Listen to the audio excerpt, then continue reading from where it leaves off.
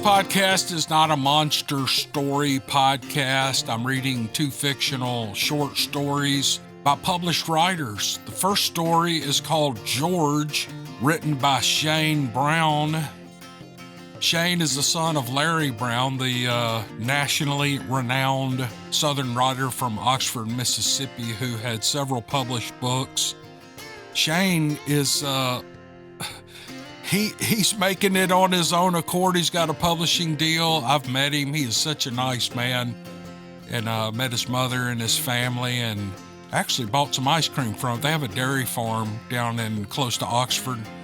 I don't know when his book is going to come out. He's writing it now. I don't know if it's a collection of short stories, a novel, or what it is, but when it comes out, I'll let you know. The second story is called Chasing Rabbits. The author is Michael Farris Smith, who you all have heard me read some stuff from his writing. This particular short story was his directorial debut in filmmaking. It's become a film. I'm going to try to find it and put the link in the description if you want to watch it's about a 20 or 30 minute short film that follows this storyline. Actually, I've seen it. I went to the screening of it. It was entered in a film festival in Oxford maybe a couple of months ago. I actually got to meet Michael for about 15 seconds. He's a real nice guy, great writer. But the second story is called Chasing Rabbits by Michael Farris Smith. Before we go any further, there is profanity in one or both of these stories. I can't recall. If strong language offends you, don't listen. And don't leave me a comment about how disappointed you are in me, about me reading these stories. This is literature. This isn't just pulp type fiction. These writers are good. These guys know how to tell a story. They're good. And if you're from the South, more particularly from Mississippi, these stories will sound like something your neighbor just told you. You will recognize the culture right away, and I think you'll enjoy these stories. If you're not from Mississippi or anywhere in the southern state, I think you should enjoy them. We have a wonderful culture of just common people down here, and I love it. And there's plenty of material to write great stories about. So I'll shut up. Hope you guys enjoy this podcast. I appreciate you clicking on the video. All right, here we go.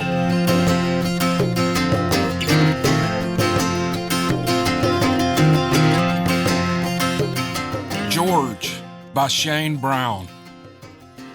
George stopped by the house last night. He never did that. Last night was the first night, but I know it won't be the last. I didn't even really know George, but he acted like I knew him a lot. I started feeling that as we sat inside the carport and talked. I was in my chair beside the mini fridge that I used to keep extra beer in for buddies that come over. It's always dashed with an ashtray and a candle. I like my carport. It's my favorite part of the house. I think George liked it a lot too. It seemed like he felt some type of connection to me last night when I sat there and listened to him talk and sometimes cry. And all I said was, yeah, I understand, and it'll be all right. George was a little drunk. George is a pretty good guy. My beer was cold, and I was a little thirsty after driving 14 hours hauling a load of steel down to Gulf Shores, Alabama. My truck just got parked when George pulled up. I didn't even know George's truck until he got out and walked over with a drink in a plastic cup. I said hey to George, and George said hey back to me. I was putting down my blockers behind the tires and ready to crawl inside to my carport. He started talking like we were old friends. He started telling me things that I knew that I didn't really want to know, and I got to wondering who he was and where he came from. I started second-guessing my mind and started thinking that maybe I really did know George. But I was more worried about how cold my beer was than about the other ones in the cooler. I was ready to relax from my long ride and have my own time in the carport and have a few cold ones alone. But I didn't get to be alone. George had followed me into the carport and sat down. I found out that George's wife didn't love him anymore. She had told him that. She had told him that they needed to be better, that she needed to be held and told how beautiful she was, and that he needed to love her more. She also told him that he needed to quit hunting and fishing and hanging out with all of his fucking friends. She even said that she was tired of cooking supper for him and him not eating it because he didn't like her food. Then he didn't even wash the damn dishes, that was his job. He thought that was bullshit. He liked her food. He was just a little drunk at night and not hungry, and then he forgot about the dishes sometimes. George only forgot about the dishes because he had gotten drunk, because he had wanted to get drunk. It only happened every once in a while, but now it happened a lot. It usually had only happened when she was fussing at him. And recently it happened again when he went to see Bobby. He had gone out fishing one afternoon with his little cousin Bobby. George told me that Bobby could fish real good and that he always liked him going with him. They fixed and poured each other drinks and helped each other take fish off the fishing poles that they had dragged off their boat and patrol the waters. They talked about different things, about how nice the water was and that the sky looked pretty, and then they told some funny stories about times when they were kids, and then Bobby would have to hear about George's stories too, after George got drunk. And Bobby would sit there and say, "Yeah, I understand, and it'll be all right too." But Bobby knew more than I knew. And then Bobby told George some stuff that afternoon that he thought George knew, stuff that made George cry some more. George told me that Bobby told him that he thought that his wife might be cheating on him. But Bobby wasn't for sure. I'd only had one beer in me by this point, and that wasn't enough for what I was fixing to have to listen to. I was already wanting another beer just to try to catch up to my day, and to maybe feel even sorrier for this son of a bitch than I already did, and for maybe being a little annoyed as I wasn't able to go inside yet and be with Audrey. Now, Bobby wasn't for sure, but he was kind of for sure, because there was a truck that had come over to George's house when George was gone. Bobby had only noticed it the last couple of weeks when George had been gone. It was a red truck, and then Bobby said it was late at night. He'd only seen it on his ride home when he passed George's house, and that he knew George wasn't at home because he was at the deer camp. George said he started getting mad and screaming and cussing. He said that he started throwing things and that even threw his fishing pole in the water that his wife had bought him for Christmas when they had first started dating. He said he yelled at the fishing pole as it sank in the water to "Drown, bitch!" And then Bobby told George that maybe he didn't need to fix him another drink and that they should get home. But George said fuck that and the fish and that he'd be all right. George didn't want to go home, and then Bobby fixed George another drink. I didn't know what to do but sit there and drink my beer and listen. That's what I did. George was mad now, and then he cried, and he started saying some more stuff about her and him and about how she didn't love him and about how he loved her so much. He took a few drinks and then kind of smiled at me. He had quit crying and then asked me if I cared if Charlie got out of the truck. I asked him who Charlie was. Well, he smiled bigger and pointed to his truck and said that his dog was in the truck. He looked back at me and said that was his wife's dog, too. I said hell no, that I didn't care, and asked him why he had Charlie locked up for this long. George laughed. I hadn't seen George laugh all night. He went to go get Charlie, and I went to get another beer. After I got a beer, I turned to walk inside, but turned back around and grabbed another one. I was going to go inside real quick and check to see what Audrey had us for supper and to tell her that I was coming inside for good soon when George left and to see if she wanted a beer. She usually drank wine, and usually all of it, if it was in the house, so she probably didn't want any of my cheap beer like I like to drink. I came in the kitchen first, and supper hadn't even been cooked, but it was laid out over the counter ready to fry. It looked like she was getting ready to make us some deer meat. She knew that deer meat was my favorite and that I liked eating it a lot. I came through the living room and one single lamp was on in the corner of the room and the TV was on but muted.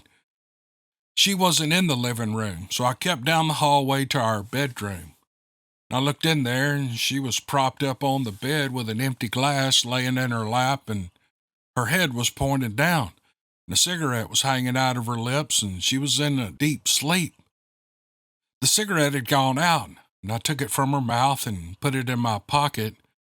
I grabbed her glasses and sat it on the nightstand beside our bed and pulled her and her pillows down and lowered her on the bed. But she moaned softly a little bit and mumbled something I didn't understand. And I tucked her in the bed and I kissed her forehead and I cut the light out. I knew then I'd be cooking supper as I slowly lingered down the hallway and on my way back to the carport. I'd been getting used to that.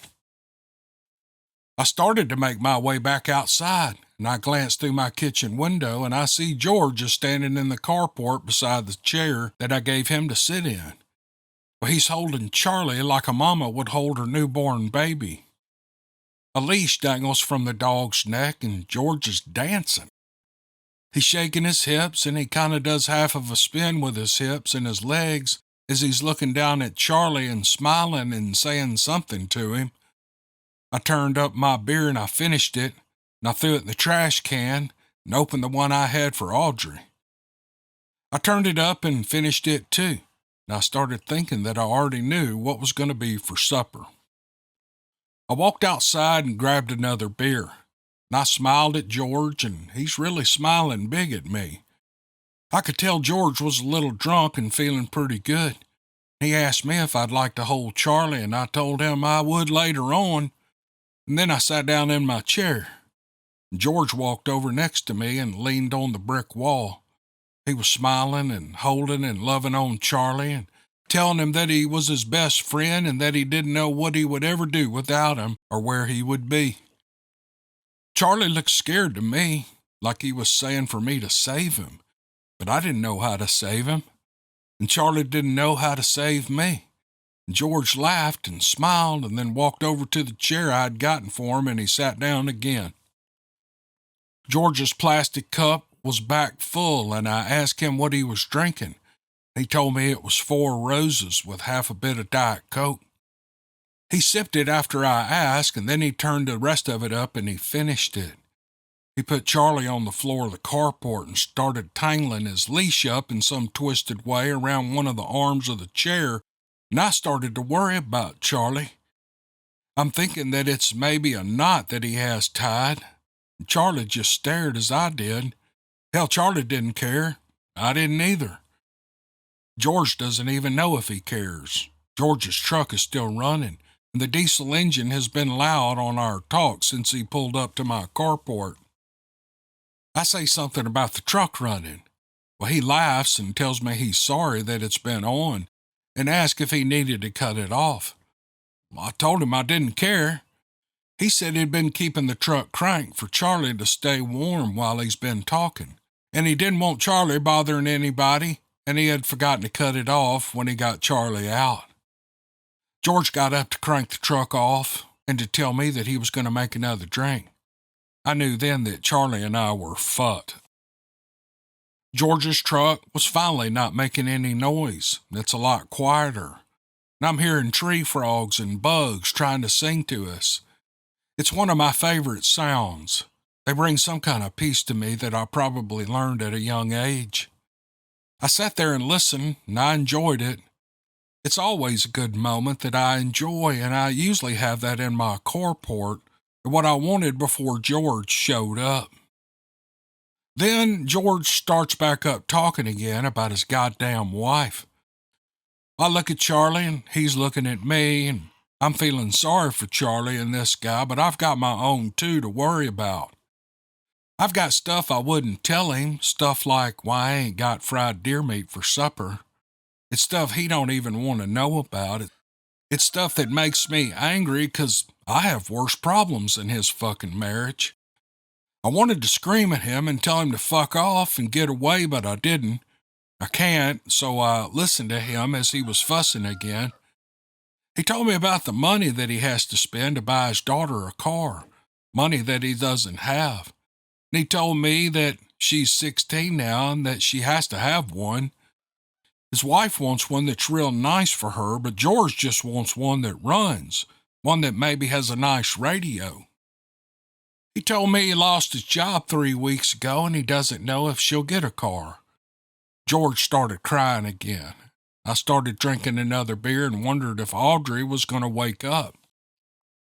Audrey wasn't going to wake up, and that's okay. I had just hoped that she was resting. I hoped that she was not dreaming or waking up and thinking about the baby. Damn, that was bad. I try not to think of it much, but sometimes when I'm out in the carport alone and it's quiet, I do, but I couldn't because George was still talking. He wasn't upset at that moment, but telling me about his stepson who's a really good bowler. He said he was on the high school team and that he has his own bowling ball. Something about maybe getting a scholarship to college because he can throw a bunch of strikes. He said he doesn't even use rails anymore. Well, I'm listening, but I'm still worried about Audrey. I told her that I was going to be home early, but a highway trooper in Meridian stopped me and brought in the Department of Transportation to check my rig out. I stood on the side of the road for 92 minutes for 6 citations and a lecture from some little weasel right out of camp. I knew I couldn't drive fast enough to get home when I left Meridian, or that I should. I didn't need any more trouble with the law. I didn't like the law, and the law didn't like me. I knew she'd start drinking and wondering where I was. I knew Audrey loved me. I didn't know George would come over. George was still talking, and I'm grabbing another beer. And that's when I decided I didn't want any deer meat for supper. I had looked down at my phone and saw that it was still kind of early in the night, and I knew Audrey wasn't going to get up anytime soon, so I decided that I was just going to sit in the carport and drink a few more beers with George as I drank my supper. He was getting a little bit better about laughing and listening to a few stories that I told him instead of fussing and crying. He would laugh and agree and carry on, but I could tell with his eyes that he was really wanting to talk more about him and maybe her. He kept quiet but was drinking faster, and I started thinking that I needed to drink faster too. I didn't think that I could catch up to him, and I couldn't. Well, that's when George started screaming and shouting, and I got up from my chair and I tried to calm him down, but it didn't help any. He knelt down on the carport on both knees and looked up to the sky, and he started mumbling something about a DUI and that she was leaving him. I still didn't know what to do, but I listened, and I sure as hell was wishing Audrey wasn't waking up. I looked over at Charlie, and the motherfucker was looking at me, and I wanted to unhook his leash and let him run. I had thought that maybe he could go one way and I go the other. Maybe we could both get lost in the woods long enough that George left or looked in the wrong place. So I grabbed George and I picked him up to his feet, and he told me that he was sorry, and I told him that it was okay. And I looked over at Charlie, and he wouldn't look at me. When I woke up this morning, my head was hurting pretty hard. I had stayed up too late with George and drank right up till about the sun was about to come up. And when George had finally left, I watched the sun rise a little bit before I walked inside. That was actually my only time to enjoy my carport because I was already feeling guilty helping him climb into his truck and wondering if he could make it home. Well, I felt bad, but damn, I was ready for bed. And I also knew that I wasn't getting into bed early enough to go to church with Audrey, and I felt bad because of that too. He told me he only lived about a mile down the road at his deer camp. He said that he was going to probably live there forever now.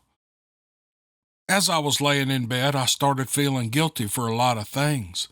A lot of things I just couldn't help, but a lot of things that I could help.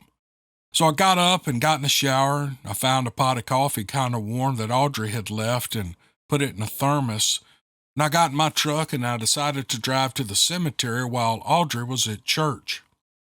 I saw some wildflowers on the side of the road on my way, and I stopped and picked them as I grabbed a beer out of my cooler. Sundays were always tough on me when I visited his grave, but they sure wasn't like Audrey's day every day. She lived with all the pain. I could get away more than she could. She couldn't and she didn't, unless she had some whiskey, and then her pain was gone until she woke up. She didn't wake up much. She hasn't been awake since we lost the baby. She was never at fault, but she thinks she is. It was just something natural, something that the doctor said was a big heart for a small baby. She still thinks it's her fault. Audrey ain't gonna wake up. When I make it back home from the cemetery, I notice how high the grass is in our yard. I went inside to check on Audrey. She was in the bathtub.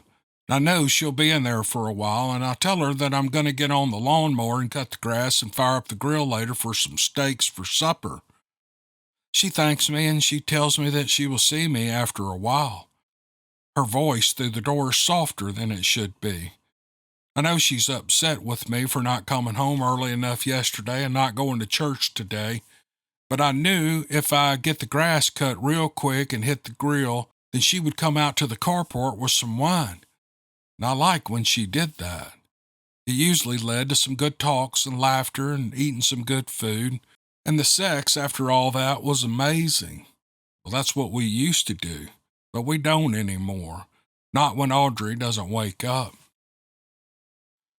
I was getting close to finishing cutting the yard, and I thought it was George's truck pulling up, and it was. I looked over to my carport, and Audrey standing there smiling and waving at me. She had a glass of wine in her hand, and she looks pretty. Her shorts are high, showing her nice tan legs, and her blonde hair dangles in front of her blouse.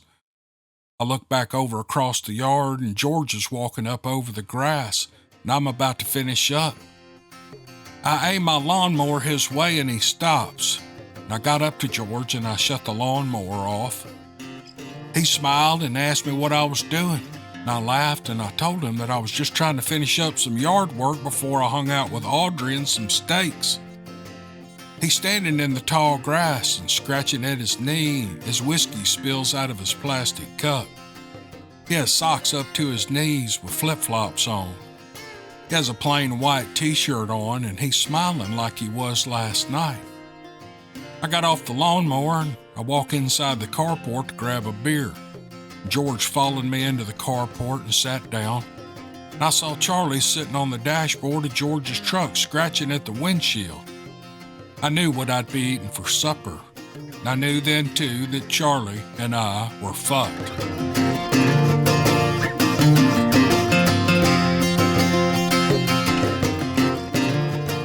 Chasing Rabbits by Michael Farris Smith.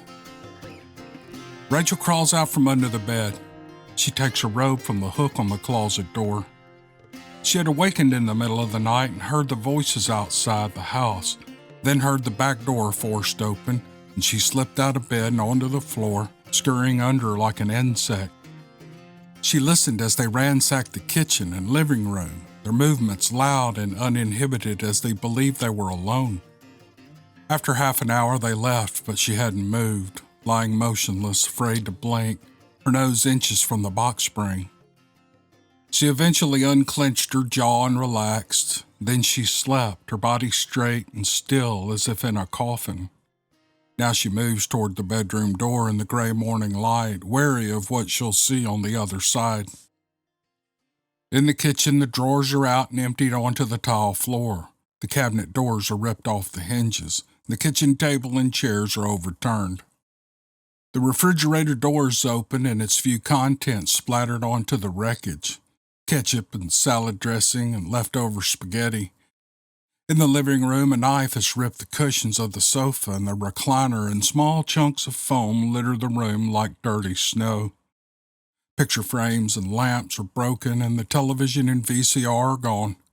On the walls of both rooms she finds creations in black spray paint, four-letter words in cartoonish private parts. Rachel tiptoes carefully through the fragments of broken glass to the telephone on the kitchen wall, somehow still on the hook. She dials the sheriff's office and asks for her brother Stephen. "Kinda early, ain't it?" he answers. "I need you to come out here. Somebody broke in and trashed the place." "Geez, not again. That's the third one this month. How bad is it?" "Pretty bad." "And you?" "I'm all right." They say goodbye, and Rachel picks up the kitchen chair and sits down. It'll take 15 minutes for Stephen to arrive. the sheriff's department on the other side of the county with many bends and many narrow roads between them. Outside, the sun creeps higher, and the gray light becomes yellow, and the light growing through the kitchen window above the sink and shining on Rachel's bare leg. It's warm, and she opens her robe and slides her other leg into the light, and she sits still and closes her eyes, can almost feel the sunshine penetrating her skin. She keeps her eyes closed and imagines this warmth finding her somewhere else, a hotel pool, a long walk, and her mind wanders until Stephen pulls into the driveway. "Where were you?" Stephen asks. He stands in the middle of the mess with his hands on his hips. He shakes his head and bites his lip. Little punks. Rachel stands in the living room leaning against the paneled wall. "I hadn't been here long. I worked late last night. Let me guess, Dale wasn't here." She shakes her head. "How long's he been gone this time?" "Day or two. I see the car's not here. Has he got it?" "Mary picked me up for work." "That ain't the point." Stephen kneels and looks more closely at the covered floor. He picks up a coupon that drips with Italian dressing. Then he stands and walks to the back door and examines where the deadbolt splintered the frame. "How many did it sound like?" he asks. "At least 3, I think. Any ideas?" "I figure it's some bored high school kids. They don't usually take anything, just do it for the hell of doing it. If your car would have been here, they'd have probably kept going. They took the TV and the VCR." Stephen takes a notepad from his shirt pocket and makes some notes. Wearing sneakers now with her robe, she walks across the living room, past Stephen and out the back door. He follows her. She sits down on the blue ice chest under the carport and asks for a cigarette. They smoke together, Stephen with his back to her, looking out across the overgrown acreage surrounding the small brick house. No one lives within sight, and he's relieved they didn't know she was there, that she stayed put and didn't play hero. From here, you could scream and scream, but it would be the same as a whimper. He flicks a cigarette into the yard, and then he turns and says, "I'll give you the money to get up there, Rachel. Just pack up and go.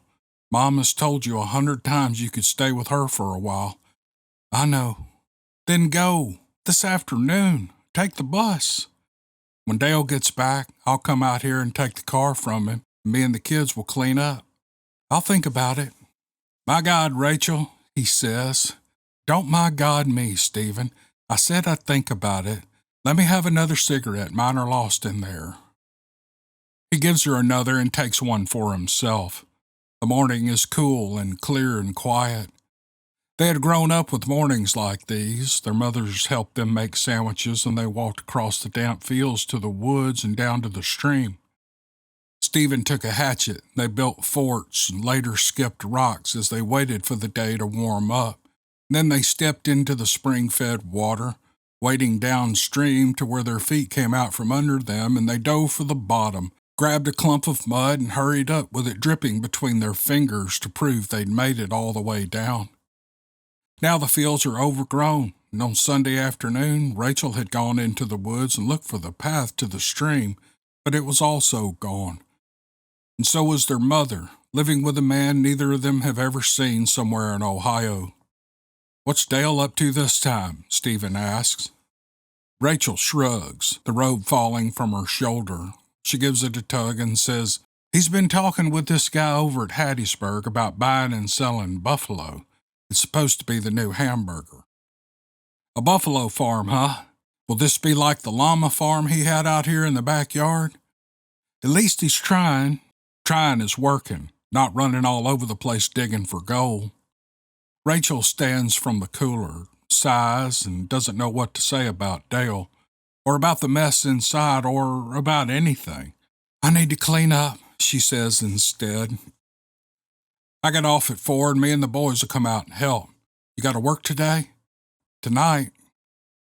She moves to go inside and Stephen says, "Think we should call Mom and let her know?" Rachel runs her hand across her forehead and then answers flatly, "No." She goes in and Stephen walks to his car, looks back at the house, then the radio calls out a wreck on the highway and he drives away. The windows are down and the music is up and the beer sits between Dale's legs as he drives along Highway 98. Hattiesburg has been what he expected, and both the cooler and the gas tank are full. A buffalo farm is on its way to southeast Mississippi. He met the man with the money who had friends down from Birmingham with more money.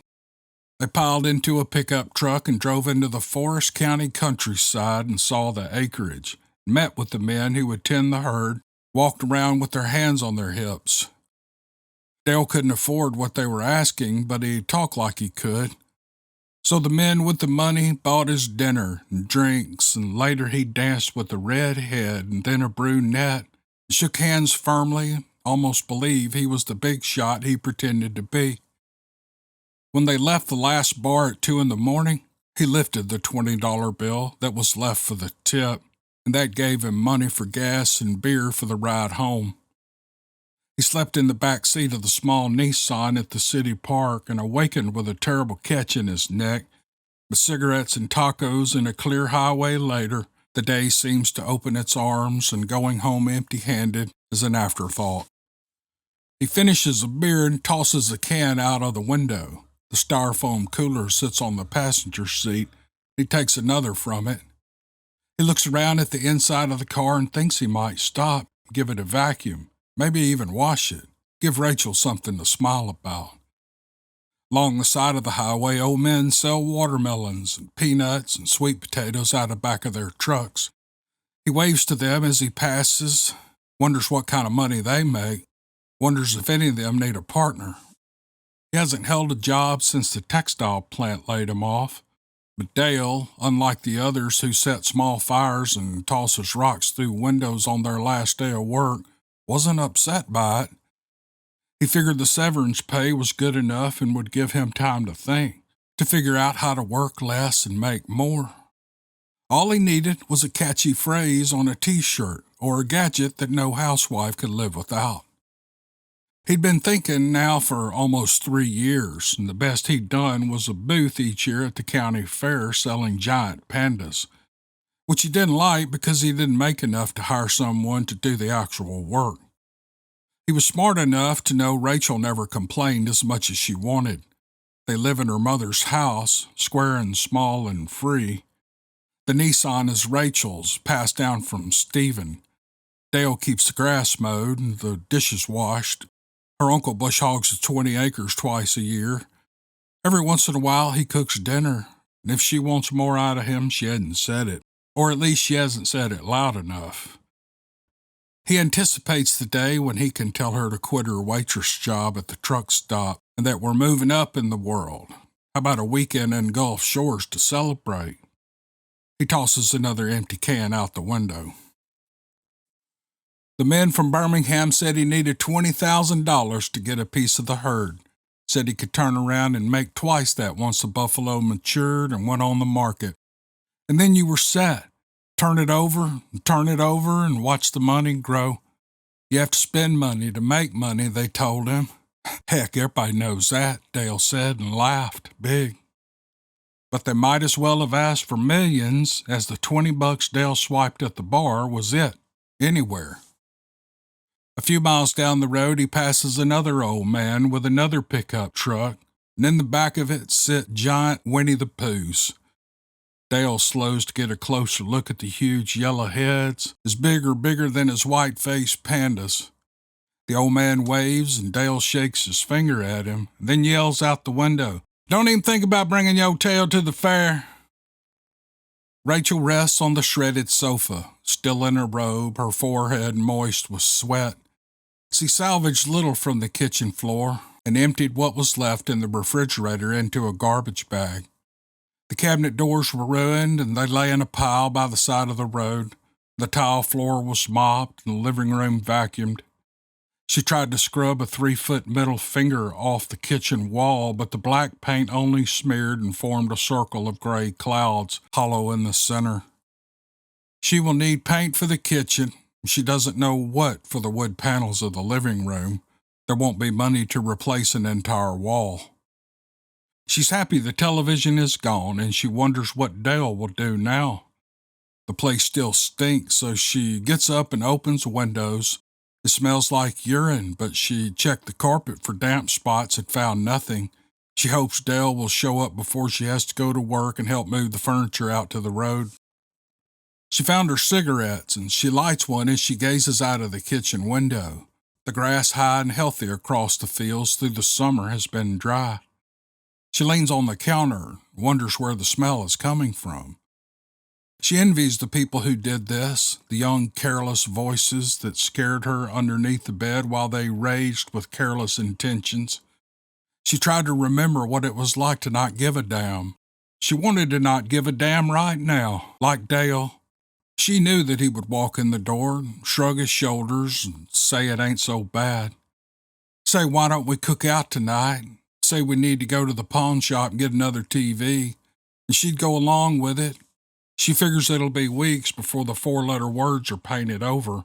Weeks before the smell disappears. Weeks before she gives up on him doing anything to help. Those little pricks, she imagines them sleeping late, comfortable in the black and white dreams of apathy. Dale hasn't always been this way, and she can't think of anything from before they were married that warned he was a rabbit chaser. The year's worth of severance pay they spent in a few months, taking weekends in Memphis and Jackson and drinking without asking prices and dancing until the lights came on. Then, seeing the end of the road, she began picking up double shifts at the truck stop again. But instead of looking for work, Dale started talking schemes, quick fixes, early retirement talk that she listened to and smiled at and figured it would wear off. It began with Dale sitting up all hours of the night, watching infomercials, making notes, writing descriptions of typical people with typical needs that weren't being met to the fullest with their typical household products. He would draw sketches of new inventions, rough, childlike sketches that were often as simple as triangles on top of squares or circles inside of triangles. Sketches only Dale could understand. Then he began naming the sketches: red light radar detector, solar-powered can opener, shandals, shoes that transform into sandals in 2 easy steps, movie in a box. He'd stand in the kitchen for hours, staring at the appliances, going through the motions of cooking dinner for 6, imagining cleaning corners that had never been cleaned. He bought stamps and envelopes and wrote elaborate letters to invention companies. They didn't answer. He called the 800 numbers from the infomercials, hoping to speak to the man in charge, but the operator only processed orders. He asked Rachel about her domestic needs, about how her feet felt after 10 hours of filling coffee cups and bussing tables, but she was too tired to help. So he turned his attention outside the house. They had 20 acres, plenty of space to turn plenty of profit. He fenced off 3 acres and bought llamas, though he never understood what he was supposed to do with them. The llamas bayed all hours of the night and ate without ceasing. Several of them hopped the fence and were found as far as 10 miles away. He finally gave away the few that hadn't escaped to a petting zoo in Hammond, Louisiana. To cheer him up after the llama fiasco, Rachel took him to the county fair. They rode the Farris wheel and ate cotton candy and threw darts at balloons.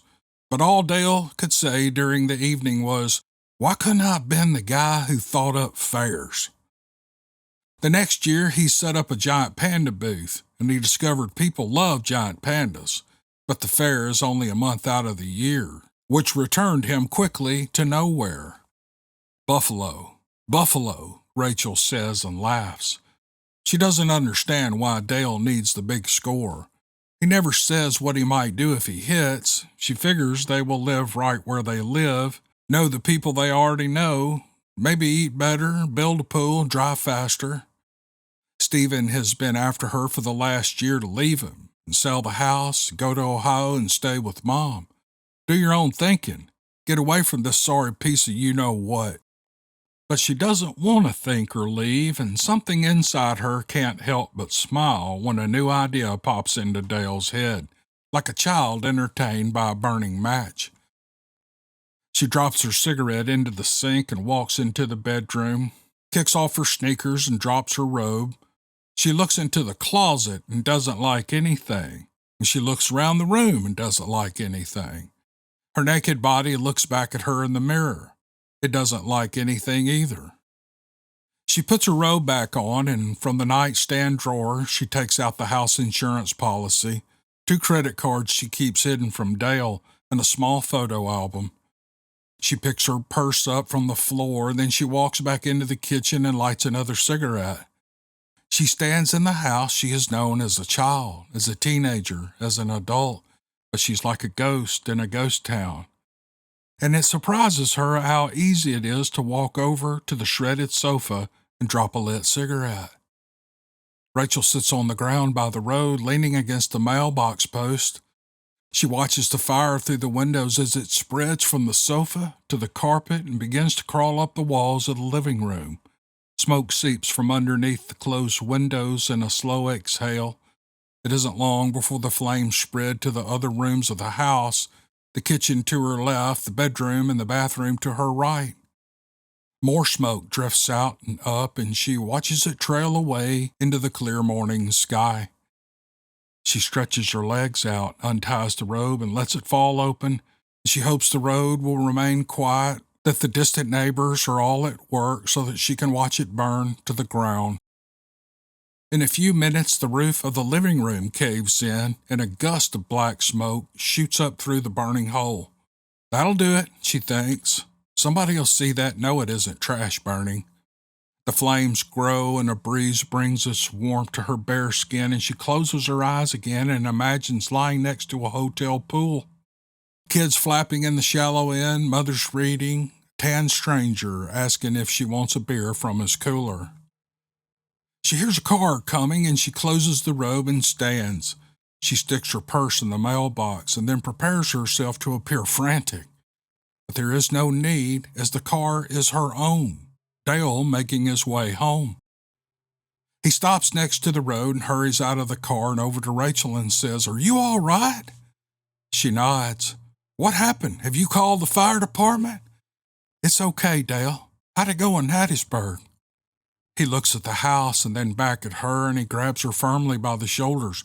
"Honey, you're in shock. Sit down." She brushes him off and says, "I'm not in shock, Dale. I lit the thing myself." He sits down, his mouth open as he watches the blaze. Chunks of roof are caving in from side to side, and the heat makes waves high into the blue sky. She sits beside him and says, "It's kind of pretty in a way, isn't it?" But Dale looks at her, his mouth still open, and back at the fire. "Say something, Dale. You always have something to say, some sales pitch, something. Describe what you feel in 20 words or less, and I'll open my robe." He hasn't noticed until now that she is in her robe, barefooted. "What are you doing?" he asks. She grits her teeth, suddenly impatient with him. "What are you doing, huh? Tell me that, Dale. What are you doing?" A large section of the roof caves, glass shatters, and something pops like a pistol. The growing heat pushes toward them, and Dale says, "Let's move back." But when he tries to stand, she grabs his arm and says, "Sit down." "Have you lost your mind? Sit down and tell me what you're doing. What happened in Hattiesburg? Tell me and you can get up." He gives in and leans back on his elbows. "Nothing happened. Nothing ever happens. You should know that by now." "No buffalo?" "Well, there's plenty of buffalo, but they want a 20 grand investment minimum." He sits up and huffs. "One thing's for sure, there ain't no gimmicks. Money makes money, not some wild-eyed 1999 gadget thought up in the middle of the night." She takes his hand and holds it. He keeps his eyes on the ground in front of him, unaffected by her softness. She moves his hand away and feels the heat on her face.